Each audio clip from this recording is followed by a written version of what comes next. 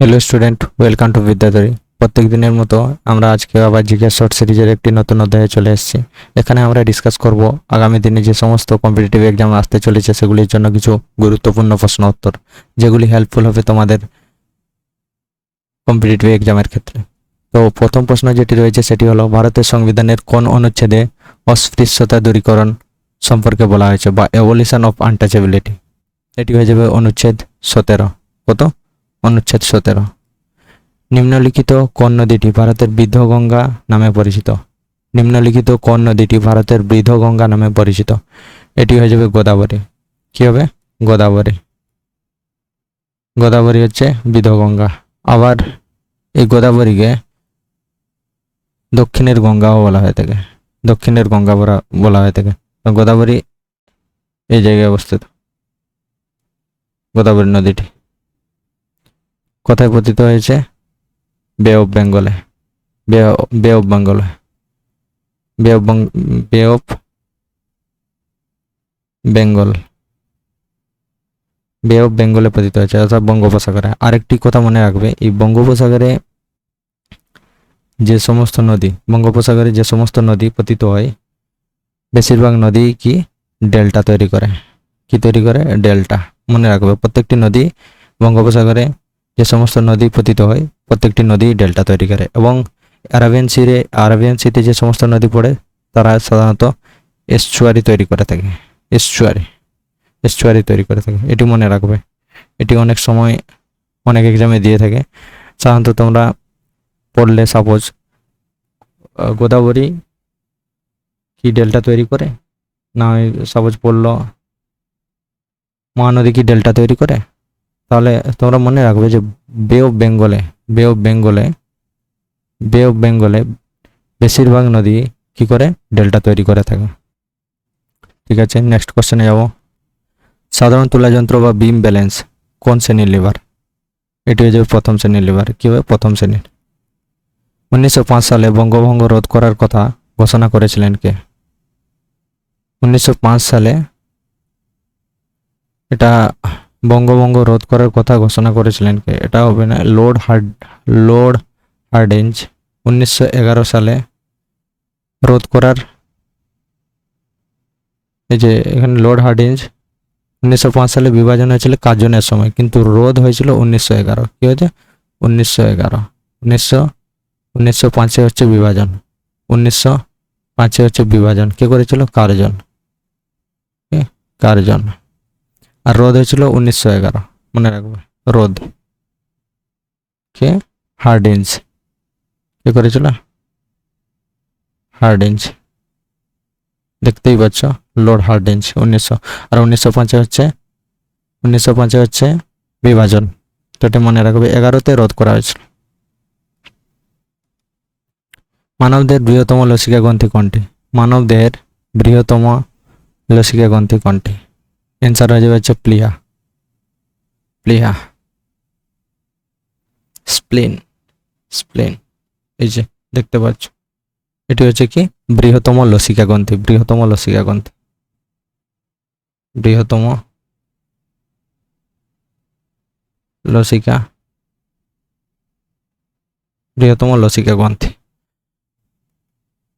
কোন ভিটামিনের অভাবে শিশুদের রিকেট রোগ হয়? কোন ভিটামিনের অভাবে শিশুদের রিকেট রোগ হয়? এটি হয়ে যাবে ভিটামিন ডি। ভিটামিন ডি এর অভাবে কি হয়? রিকেট। এর অভাবে রাতকানা। সি এর অভাবে স্কারভি বা স্কারভি হয়ে থাকে। কি এর অভাবে? সি এর অভাবে। তো বিটা তোমরা কমেন্ট করে জানাবে, বি এর অভাবে কি হয়? ভিটামিন ডি এর অভাবে সাধারণত রিকেট হয়ে থাকে। পদার্থের চতুর্থ অবস্থাকে কি বলা হয়? পদার্থের চতুর্থ অবস্থাকে বলা হয় প্লাজমা। কি হবে? প্লাজমা। কম্পিউটার বিজ্ঞানে ইউআরএল এর পূর্ণরূপ কি? ইউআরএল এর পূর্ণরূপ হচ্ছে ইউনিফর্ম রিসোর্স লোকেটার। তাহলে ইউনিফর্ম রিসোর্স লোকেটার, তাহলে অপশন বি হয়ে যাবে। তাহলে তোমরা বলে দেখি, র্যামের ফুল ফর্ম হচ্ছে র্যান্ডম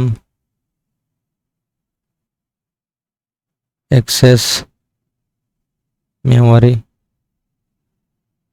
রম, read only memory,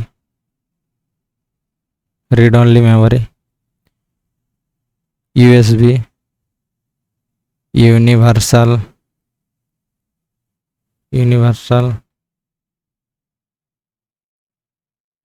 universal service bus, USB হচ্ছে universal service bus, CD,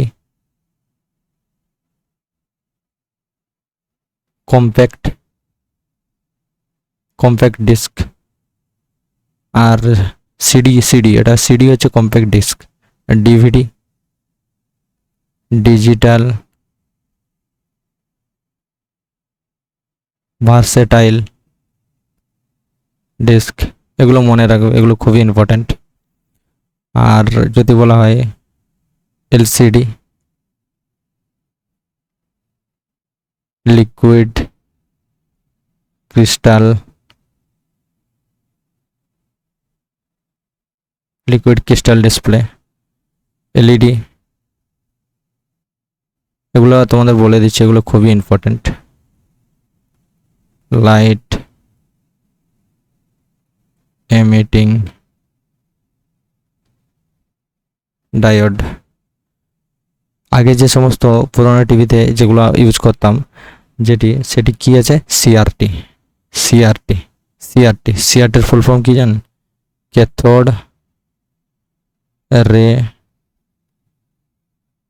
ray tube. যদি বলা হয় আরেকটি রয়েছে হচ্ছে, আরেকটি কি আছে, এভাবে অনেকগুলো ফুল ফর্ম রয়েছে যেগুলি আমি পরবর্তীকালে একটা কম্পিউটারের ওপর বেশ করে একটা ভিডিও নিয়ে আসবো, যেখানে খুবই হেল্পফুল হবে তোমাদের, সাধারণত রেলওয়ে কিংবা এনটিপিসি এক্সামের জন্য খুবই হেল্পফুল হবে। এই সমস্ত শর্ট ফর্মের ওপর একটা ভিডিও নিয়ে আসবো। ঠিক আছে, তাহলে নেক্সট প্রশ্নে যাওয়া যাক।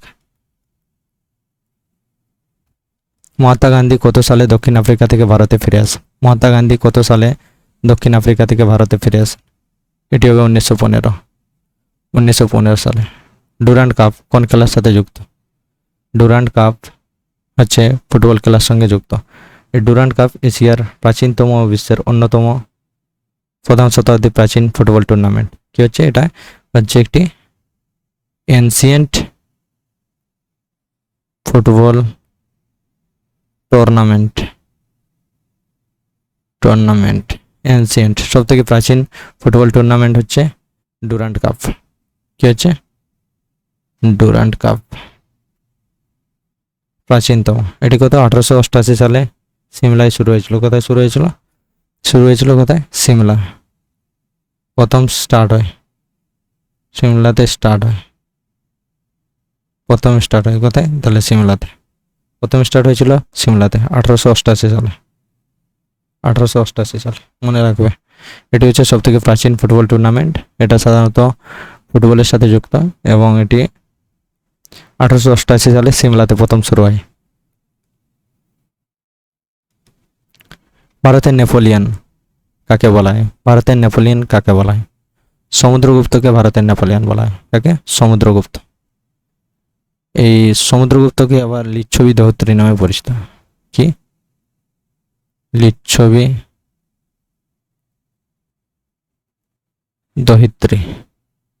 দহিত্রী নামে পরিচিত হচ্ছে সমুদ্রগুপ্ত। আর দ্বিতীয় চন্দ্রগুপ্তকে কি বলা হয়? বলে দিচ্ছি, দ্বিতীয় চন্দ্রগুপ্তকে কি বলা হয়? বিক্রমাদিত্য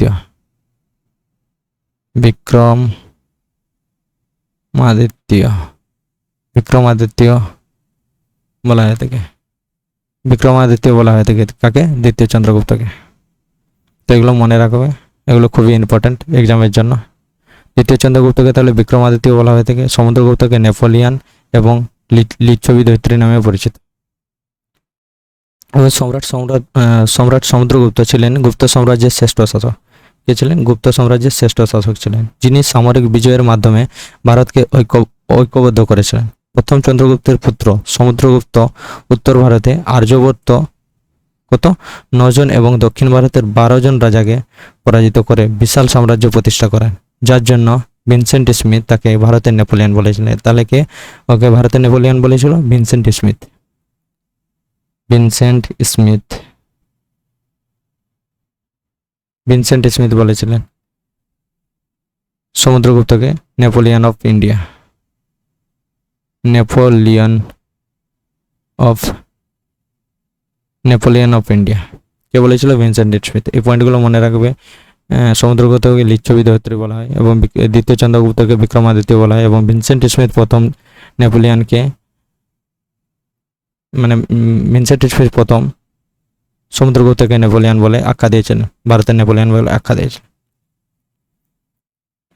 মানুষের লালাগ্রন্থিতে বা সেলিভারি গ্ল্যান্ড কোন এনজাইম বা সূচক পাওয়া যায়? এটি হবে টায়ালিন। ভারতের সংবিধানের কোন অংশটিকে ম্যাগনা কার্টা বলা হয়? Part two. কাজিরাঙ্গা জাতীয় উদ্যান কোন রাজ্যে অবস্থিত? কাজিরাঙ্গা জাতীয় উদ্যান সাধারণত আসামে অবস্থিত। এখানে এটা ফেমাস কিসের জন্য? একশৃঙ্গ গন্ডার।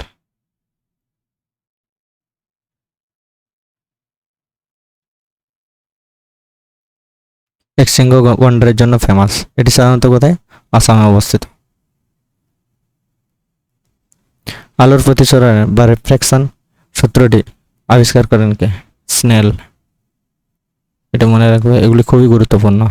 রাজ্যসভায় সদস্য হওয়ার জন্য ন্যূনতম বয়স কত হওয়া প্রয়োজন? রাজ্যসভার সদস্য হওয়ার জন্য ন্যূনতম বয়স প্রয়োজন হচ্ছে 30 বছর, কিন্তু লোকসভাতে হচ্ছে 25 minimum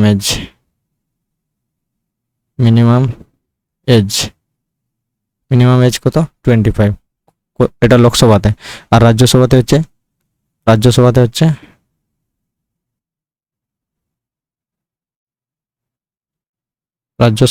30 minimum age.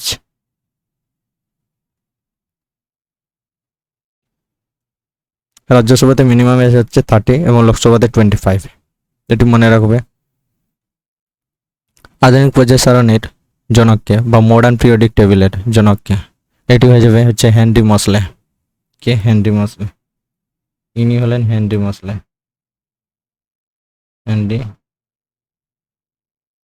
Henry মসলে।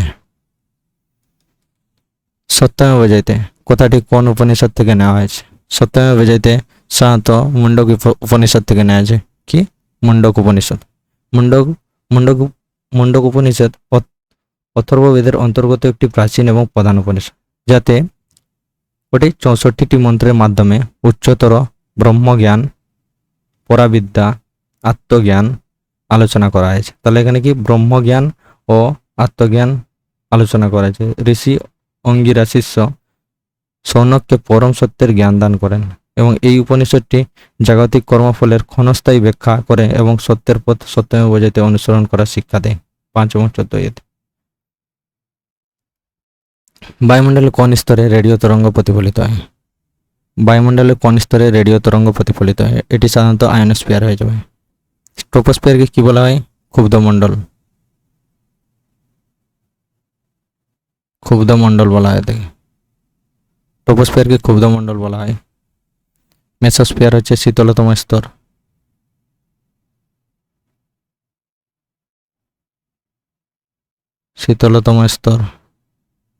Mesosphere হচ্ছে শীতলতম স্তর।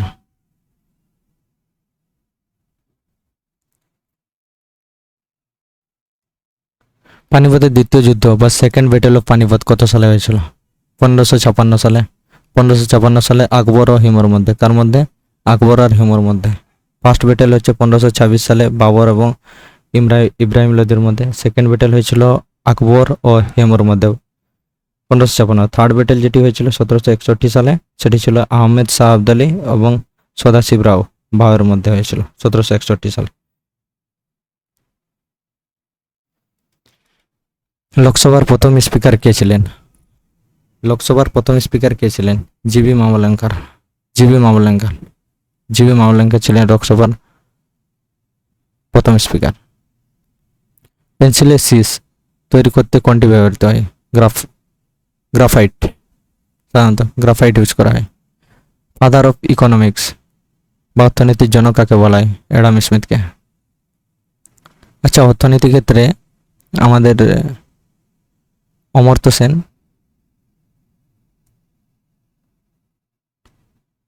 সেন, খুবই গুরুত্বপূর্ণ, এটা মনে রাখবে। অর্থনীতিকে অমর্ত্য সেনের কথা মনে রাখবে, খুবই গুরুত্বপূর্ণ। মানবদের কোন অঙ্গকে রক্ত ব্যাংক বা ব্লাড ব্যাংক বলা হয়? লিহাকে। স্বরাজ আমার জন্মগত অধিকার, এই বিখ্যাত উক্তিটি হচ্ছে বালগঙ্গাধর তিলকের। কে? বালগঙ্গাধর তিলকের। মহাত্মা গান্ধী, করেঙ্গে या মরেঙ্গে, ডু অর ডাই।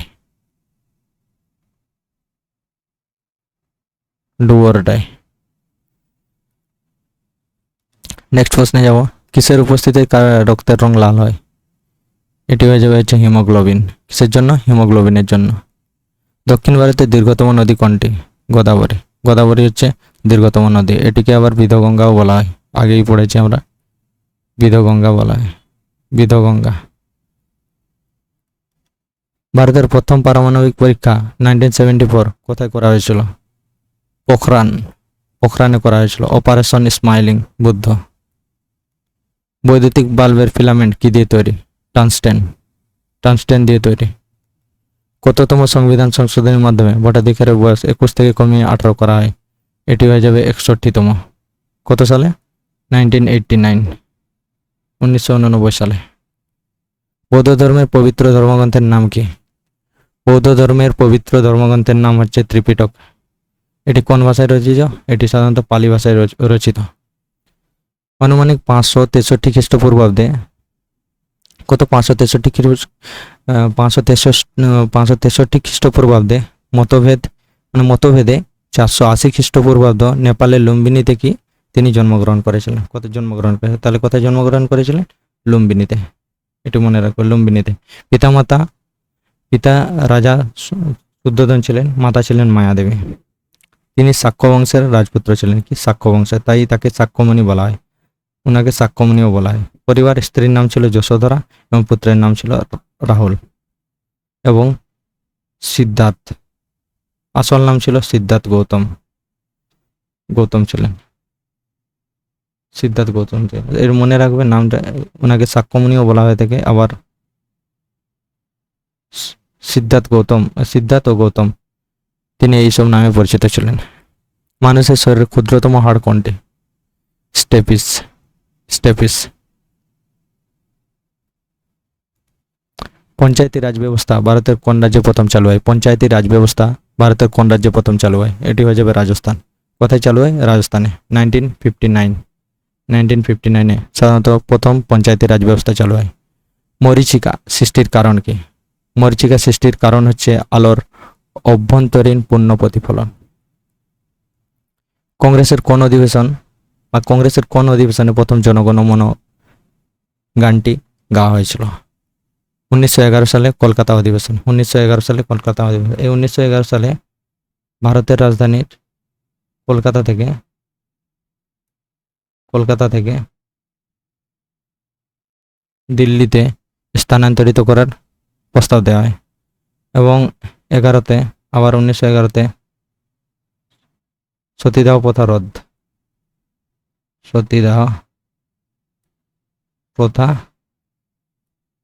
রোধ করা হয়। সতীদাহ প্রথা রোধ করেন কে? হার্ডিঞ্জ। আবার 1911-তে মোহনবাগান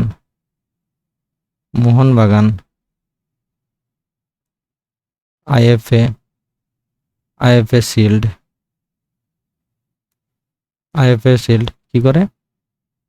আইএফএ শিল্ড জিতেছিল। তো 1911 এইসব ইনসিডেন্টগুলো তোমরা অবশ্যই মনে রাখবে, এগুলিও খুব গুরুত্বপূর্ণ। 1911 সালে কি হয়েছিল এগুলো, এটির সাথে সাথে এগুলিও খুব ইম্পর্টেন্ট। কলকাতা মানে আমাদের রাজধানী কলকাতা থেকে দিল্লিতে স্থানান্তর করার প্রস্তাব দেয়। সতীদাহ প্রথা নিষিদ্ধ হয়। মোহনবাগান আইএফএ শিল্ড জয় করেছিল এই 1911 সালে। এগুলি খুবই গুরুত্বপূর্ণ। কোষের শক্তির উৎস বা পাওয়ার হাউস কাকে বলা হয়? মাইটোকন্ড্রিয়া। এটা হবে মাইটোকন্ড্রিয়া। মাইটোকন্ড্রিয়াকে বলা হয়। সূর্য থেকে পৃথিবীতে তাপ কোন পদ্ধতিতে আসে? বিকিরণ পদ্ধতিতে বা রেডিয়েশন।